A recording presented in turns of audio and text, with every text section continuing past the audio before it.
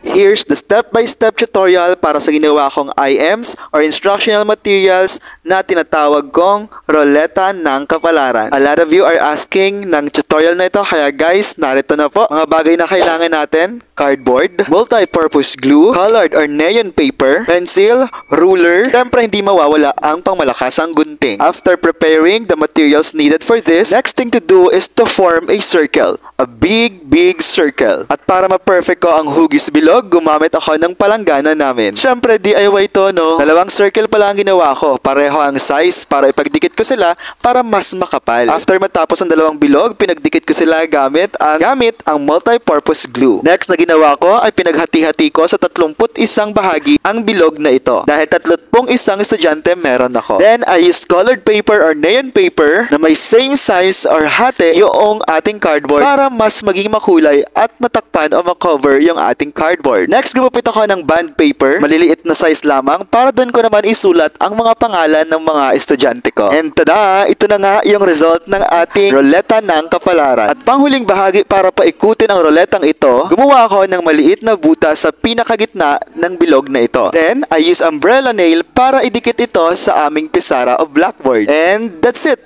Ganun lang kasimple gawin ang roleta ng kapalaran na ito. Sana nakuha nyo!